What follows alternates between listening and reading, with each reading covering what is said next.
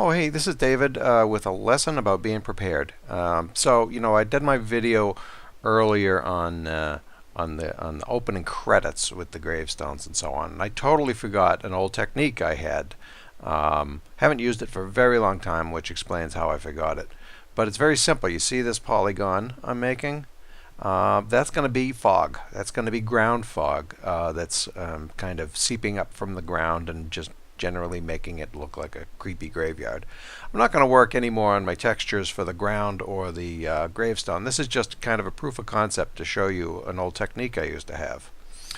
Okay, what I'm doing here is I'm setting a position in time, just one frame, for this fog to advance upwards, just almost to cover the gravestone, and then I'm repeating that.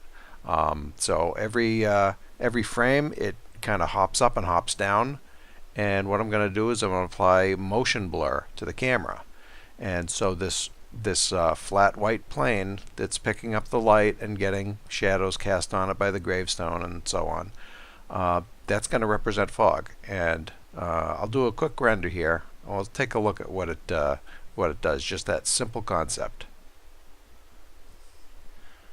And there's a first render, showing nice fog effects, shadow cast on the fog and so on. And that's nice, but using procedural textures we can really bring in some magic. I discussed procedural textures before. What they do is you use these mathematical algorithms to define areas of contrast on your surface. And in the case of this fog, what we can do is we can just add some texture to this fog.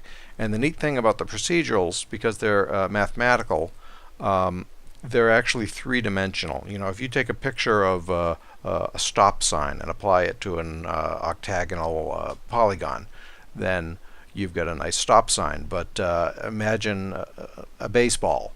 Now, if you take a photograph of a baseball and apply it to a sphere, you're going to have to project it in one direction and not the others. So it's going to look good from one angle and not the others. Now, a procedural texture, unlike a bitmap, is a three-dimensional texture.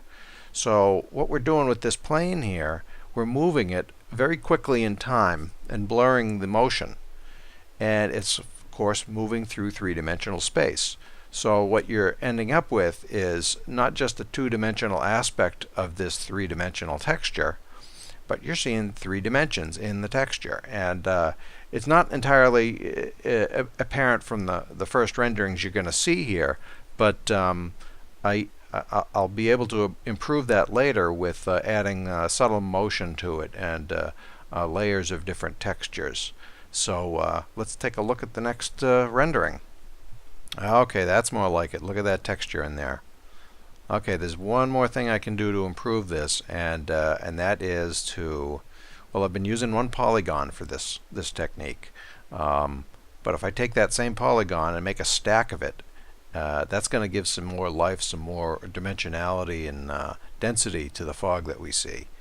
So I'll do that. I'll make some changes so we have an actual animation, and when I render it out, you'll be able to see the full effect. And let's see that right now. Oh, nice! I'm very happy with this. I have the fog kind of moving upwards and backwards at the same time. I've got a couple of different layers with different motions on them. I'm repeating this 3 times here.